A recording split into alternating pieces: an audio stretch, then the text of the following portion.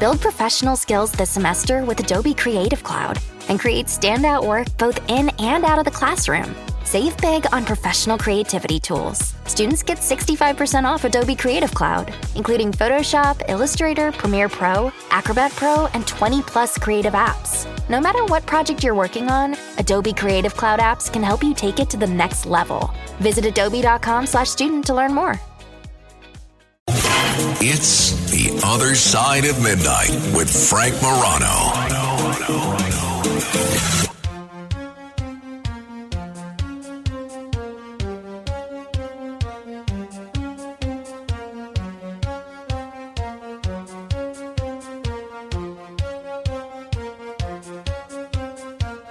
This is The Other Side of Midnight. I'm Frank Morano. Well, we've heard from a fair number of people who've been the son or the daughter of famous elected officials. We've heard from a fair number of people who've been the son or the daughter of controversial elected officials. We've even heard from some folks that have been the child of a famous elected official and then goes into elected office themselves. Actually, pretty common. What I can honestly say I have never done is have a conversation with someone who had two parents who were governors. Well, after today, I will no longer be able to say that because I am very, very pleased to be joined on the phone by George Wallace Jr., the only son of Alabama governors George and Lurleen Wallace, former elected official in Alabama, former professional musician, and an author whose books include George Wallace, From Segregation to Salvation. George, thanks so much for joining me on the radio. I appreciate it. Well, I am happy, but you got the wrong George Wallace. My parents were not the governor of Alabama. Well, imagine my surprise. Well, now that I have you, I was the governor of Alabama. Me, I'm the black one. I was the governor of Alabama. Now that I have you on the phone, let me get your take on what's going on with a wide variety of things, and that's quite embarrassing on my point. Now, since I have you here, I actually did have a chance to revisit one of your comedy specials not too long ago. And I'm wondering, one of the things that we've heard from Chris Rock and a number of other folks is we've heard that Jerry Seinfeld is that wokeness has sort of been bad for comedy. And that I'm curious if you've experienced that same situation. Give me your take on that, George. Well, it depends on who you are and your personality. You take a guy like me, George Wallace. I pretty much do anything I want to do because I'm never going to do anything to embarrass anybody. So I'm kind of safe, and I will go to the line with saying something that doesn't hurt anybody. You know, let's just take the MF, okay? Mm-hmm. I'll use Waka Flocka instead of MF. You Waka Flocka, you know, each and every one of you Waka Flockas listen to today. So the woke part doesn't get me too much because I'm pretty much a likable guy, and I don't do too much. And if I say something cross the line, you're going to laugh with me. So, but it is, and it depends on who you are. Let's put it like that. You know, some people say what they want to say. Some people don't give a damn, but I don't give a Well, it is terrestrial radio, so we may have to throw a bleep in there. You know, I mentioned. I apologize. Yeah, no. Go ahead. That's okay. Hey, I mentioned Jerry Seinfeld and his take on wokeness. I'll never forget the Seinfeld episode that you were in, where you're the doctor distracted by witchy woman, and I think everybody that watches Seinfeld thinks that episode's a classic. What a lot of folks may not realize is that you were actually the best man at Jerry Seinfeld's wedding. Now, I have to officiate a wedding this weekend. When you're the best man at Jerry Seinfeld's wedding, how is that different from a normal conventional wedding, or is it the same as every other wedding? Well, let's just make it perfectly clear. I'm actually the real roommate of Jerry Seinfeld for 13 years. I'm the real George. Let's make that perfectly clear. I'm the roommate for 13 years, and we live together. I'm best man at his wedding. I'm also the father of his kids. Now, his wedding was different now.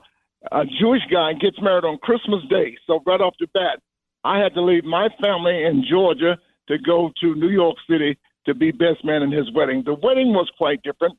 It was only close friends, and and we're like family. I know the parents, I know everybody for all these years, and so the wedding was a great wedding. And me being host and best man and all of that, it was a great wedding, and we had a great time, and just close personal friends. So it was pretty much a typical wedding. Obviously, I introduced you as if you were George Wallace Jr., the son of the former Alabama governor. When I speak into my smart television remote control, or when I Google George Wallace, a whole bunch of stuff comes up for you, and a whole bunch of stuff comes up with the former governor. Now, what is it like for you, being black, having the same name as probably one of the most famous segregationists of the 20th century? Well, right now, it's not different at all because, he was governor. I've been doing this for 48 years. Mm-hmm. So now people know me as George Wallace. They don't know the other governor. That's when I first started in 1976. I would do that. And even through college, my nickname was Governor Wallace. But now, if you pay $100 to come see a George Wallace, you pretty much know it's me, and it's a lot of, so pretty much that doesn't come up too much anymore, Frank. I guess that's it shows you've made the name famous for something positive rather than standing in a schoolhouse door.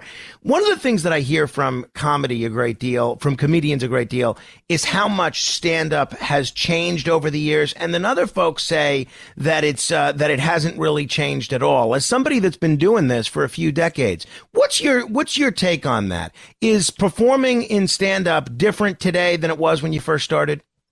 Oh, it's different, and it's the same also. When I started, everybody was clean. I started with the Tonight Show and Merv Griffin and Phil Donahue and people like that.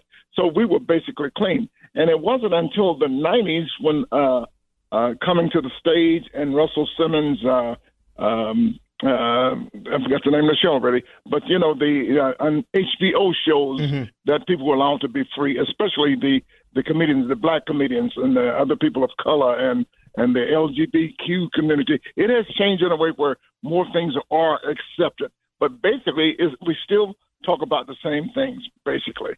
We talk about politics, we talk about relationship, and we talk about what's happening in religion and whatever. It has changed, and it has not changed. Basically, you just be funny. That's the name of the game, be funny. So funny is it. If you're funny, you got it. That's how I'm doing it for 48 years. That's why Seinfeld, we started together in New York City in 1976. We just basically want to be funny, and that's why we've been doing it for 48 years. You have been so associated with Las Vegas over the years, performing stand-up there for a long time, doing all sorts of residencies before that was even fashionable. Vegas is a town, we're happy to be heard in Vegas right now on K-Dawn, but Vegas is a town where there's been some significant changes, hasn't there? Oh, man, I've seen some changes in Las Vegas. I started in Las Vegas in 1979. I was an opening act with Diana Ross at Caesar's Palace, and the city has changed 10 times. Every decade is something new, and you would think, what else could come into Las Vegas? Now it's cool to come to Las Vegas. There was a time entertainers would go to Las Vegas to just slow down and just get a residence and stay there. But now, if you go to Las Vegas, you must be hot. And now Las Vegas is actually the city that never sleeps. Excuse me, I'm talking too fast. No. I mean, believe me, as a New Yorker, it's very frustrating when I finish work at 5 a.m. that there's really nothing open, no place to go for something to eat, no place to go for something to drink. Las Vegas, that's not the case. It genuinely is a 24-hour city, and it seems like they've got a little bit of a shot in the arm with this Sphere. Well, let me tell you something. The Sphere and many other hotels that are opening, but Las Vegas has changed also. Back when I started in New York, we would get off stage at 4 or 5 o'clock and we'd go eat. Now Las Vegas, after COVID, there's not many places to eat in Las Vegas, believe it or not, after midnight. The restaurants close early also in Las Vegas. Before 1970s and 80s, every restaurant was open 24 hours. Not so anymore. And people go to Las Vegas now, maybe not to gamble as much. They go to shows. They go to what else they do? They go to gamble and they go to smoke. I think they go there to smoke. Oh my God, is there a lot of smoke in Las Vegas? If you're just tuning in at 30 minutes after the hour, you're listening to The Other Side of Midnight. My guest is George Wallace. George, you've shared the stage with comedy legends, folks like Richard Pryor, Rodney Dangerfield, earlier in your career. Did performing with those guys, such greats, such legends, influence your own comedic style at all? If you're having problems with your septic system and you're tired of spending so much money each year to have it pumped, then SeptiClean is the answer for you. SeptiClean is an advanced specially formulated blend of bacteria used in the treatment of home and commercial septic systems. The breakdown of waste in your system relies on biological activity of naturally occurring bacteria. SeptiClean restores the natural biological process in your septic system and boosts the existing biological activity. SeptiClean is completely safe on all plumbing and can help prevent expensive emergencies in pumping. SeptiClean has approximately 6 to 100 times the bacteria count of other leading off-the-shelf brands in a 1-year supply. SeptiClean comes in a water-soluble pack, which you flush down the toilet once a month with no mess or stress. Save time, money, and maintenance on your septic system. Find SeptiClean at Emporium True Value Hardware on Main Street in Sag Harbor or visit micro-tab.com. That's micro-tabb.com. Micro-tabb.com. Fellas, you know Degree Cool Rush deodorant, right? Well, last year they changed the formula, and guys were mad about it. One dude even started a petition. So guess what? Degree heard us, admitted they messed up, and brought the original Cool Rush scent back exactly how it was. And it's in Walmart, Target, and other stores now for under $4. So grab some and remember why its cool, crisp, and fresh scent made it the #1 men's antiperspirant for the last decade. Degree Cool Rush is back, and it smells like victory for all of us. Morning decisions. A creamy mocha frappuccino drink? A sweet vanilla? Maybe a smooth caramel? Or that white chocolate mocha? Whichever you choose, delicious coffee awaits. Start your day with bottled Starbucks Frappuccino drinks. Pick up a bottle near you wherever you buy your groceries. This episode is brought to you by Factor. Optimize your nutrition this year with Factor, America's #1 ready-to-eat meal service. Factor's fresh, never-frozen meals are dietitian approved, ready to eat in just 2 minutes. Choose from 40 weekly options across 8 dietary preferences like Calorie Smart, Protein Plus, and Keto. Eat smarter at factormeals.com/listen50 and use code listen50 for 50% off plus free shipping on your first box. Factormeals.com/listen50. Code listen50. Terms and conditions apply. Well, I don't know. I started out because of Red Skelton, Red Fox, Judge Pinkmeat Markham, and Mums Mabley, and Rodney Dangerfield. So many of the older comics, and so I guess and Richard Pryor, of course. And then I had to learn to be George Wallace. So when you start off, you might even tell a joke you don't even know where it came from, and it could have been one of Richard's jokes. It could have been one of Rodney's jokes. And then you get into writing your own material. After about 2 or 3 years, you learn, I got to do my own thing. But it has changed now, as you see, comedians, the younger comedians pretty much talk about their lives more so than we did real jokes. We wrote real jokes about situations, but comedians now mostly talk about their lives. So when you first started doing comedy, you performed as the Right Reverend Dr. George Wallace. What inspired that character, and how did that persona evolve over time? Frank, I grew up in the South in Atlanta, Georgia, going to church. That was the biggest thing to do in the black community, go to church. Now, I mean, Frank, when I say go to church, we went to church on Sunday morning, Sunday school, Sunday service, evening service, and night service. And sometimes you didn't get out until 9 o'clock. 10 o'clock at night, okay? And then sometimes you didn't get out until Tuesday. You go to church on Sunday, get out on Tuesday. That's how long we were in church. But we made fun of the preachers. And so I said, somebody suggested, you're always talking about church, talk about what you know. And so I put on a robe, and I had a big, thick yellow page phone book. You're not old enough to remember a yellow page phone book. But you used to go, whatever you need, look it up in the book. I used to call it the Good Book of Bell. Whatever you need some shoes, look it up in the book. Now let my fingers flow. Let your fingers do the walking through the book. Whatever you need. So that was my character at the time, and it got me for a year and a half. It took me a year and a half into comedy, and got me on TV. And then I started being George Wallace myself. And a lot of folks may not realize that you actually started out as an advertising salesman before making it big in comedy. Are there any of those same skills from your advertising days that you found particularly helpful in your comedy career? Nobody asks a question like that. It's all the same, I tell you. It's all BS. And that's what I do today is sell. It's all BS. That's what I do today is you're selling jokes. Whatever you're in. My first degree was in marketing and advertising. Whatever you do, you're in marketing. We know this. You're in marketing right now. You're selling your show right now. You're selling this program. School teachers got to sell the program. The preacher got to sell his sermon. It's all about marketing. And I wanted to be a comedian since I was 6 years old. So I had to get some money and go to college, and then I knew I wanted to be a comedian, but I had to make some money. So I sold rags before I started advertising. I sold real rags. I sold the ShamWow before it had a name back in 75. It just had a number. Cleveland Cotton Products. I sold out of a company called Cleveland Cotton Products out of Cleveland, Ohio, and then I started selling advertising on buses in New York City. And then next thing you know, the buses were bought out by a company called Douglas Lee Metro Media, and I sold all the time. All of these spectaculars and billboards at Times Square. And I was vice president of that company, the world's largest outdoor advertising agency. I was there, vice president. And then I moved myself to Los Angeles to get into TV, and I sold advertising out there for New York City. And the 5,000 buses in New York City, the top 10 markets in America, Chicago, Detroit, Cleveland, San Francisco, Los Angeles, Boston, Baltimore. It's a shame you went into comedy. You could have been really successful. Well, I was making $75,000 a year back in 1973, Frank.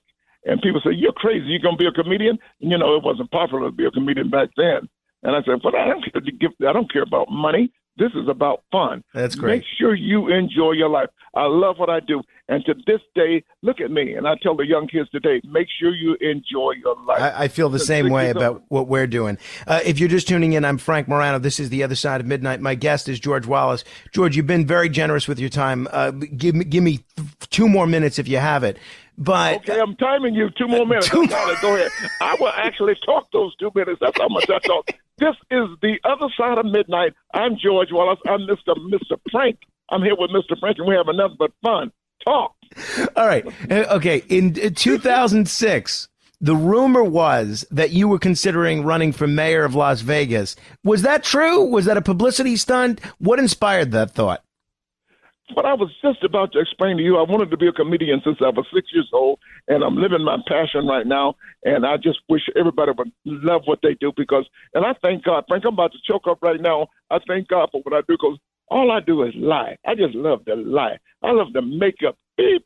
I just love to lie, and they pay me every night, Frank, to come back and lie more. So I was lying when I said I want to be mayor. I just I talk about things that I wish I could do, want to do. And I want to be president.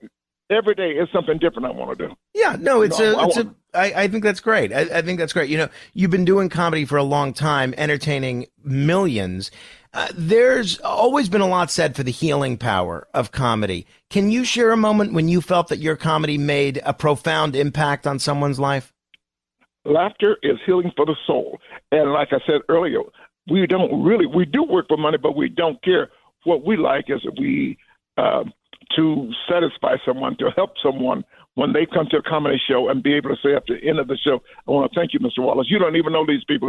My husband died 3 years ago. I haven't laughed in 3 years. I just come out of a procedure at the doctor's office, and I was sick. I've got cancer, but thank you for making me laugh." And it is in the Bible, laughter is healing for the soul. That's why I so profoundly say, when you stop laughing, you stop living. You got to keep smiling no matter what.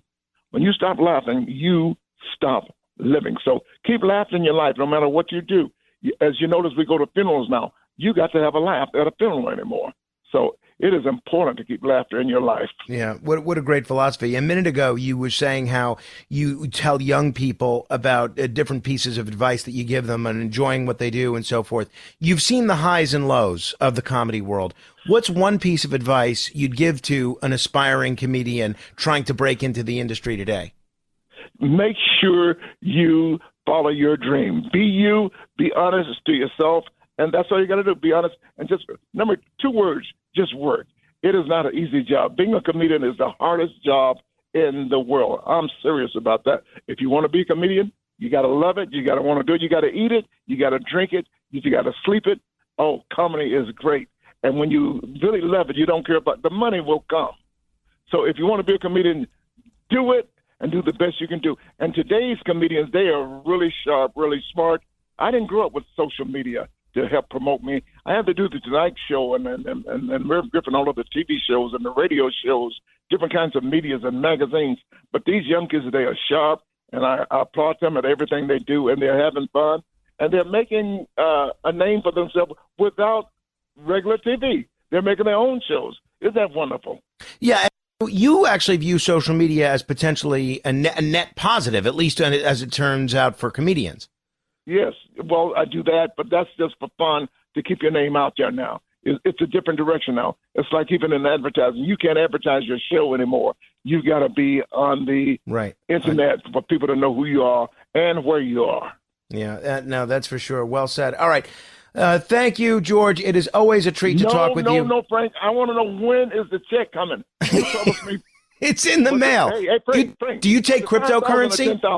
Was it $5,000 or $10,000? Whichever one it was, you need to send it to me, okay? George, I'm sorry, you're breaking up. It must be a bad connection. Hey, Frank, that's my line. I can't hear you. Frank, I can't hear you. Say what? George Wallace, thank you. I appreciate it. Not the son of the Alabama governor, but one of the funniest comedians around. If you ever get the chance to see him in person, be sure to do so. You can check out his website, georgewallace.net. He's on Twitter as well. And you can still watch his comedy specials these days. They're just as funny as whenever they were recorded. George Wallace, thank you so much. I have a new TV show coming out next year called Clean Slate. It's Red Fox. It's me and Laverne Cox. That's all I can tell you. You kidding? Oh, I can't wait to see it. I can't wait to have you back to talk about it. Thank you, George. You got a deal. I love you, and there's absolutely nothing you can do about it. See ya. If you want to comment on any portion of my conversation with George Wallace, again, just to be clear, the comedian, not the son of the former governor. It's kind of embarrassing. You can give me a call at 646-720-0635. That's 646-720-0635. Although, actually, it might have been interesting if I just kept asking him the questions that I had slated about assassination attempts and segregation and things of that nature. That explains a lot about the lack of coherent communication in our text messages over the course of the last couple of months. That explains a lot more. All right. 646-720-0635. This is The Other Side of Midnight. I'm Frank Morano. Straight ahead. If you're having problems with your septic system and you're tired of spending so much money each year to have it pumped, then SeptiClean is the answer for you. SeptiClean is an advanced specially formulated blend of bacteria used in the treatment of home and commercial septic systems. The breakdown of waste in your system relies on biological activity of naturally occurring bacteria. SeptiClean restores the natural biological process in your septic system and boosts the existing biological activity. SeptiClean is completely safe on all plumbing and can help prevent expensive emergencies in pumping. SeptiClean has approximately 6 to 100 times the bacteria count of other leading off-the-shelf brands in a 1-year supply. SeptiClean comes in a water-soluble pack, which you flush down the toilet once a month with no mess or stress. Save time, money, and maintenance on your septic system. Find SeptiClean at Emporium True Value Hardware on Main Street in Sag Harbor or visit micro-tab.com. That's micro-tabb.com. Micro-tabb.com.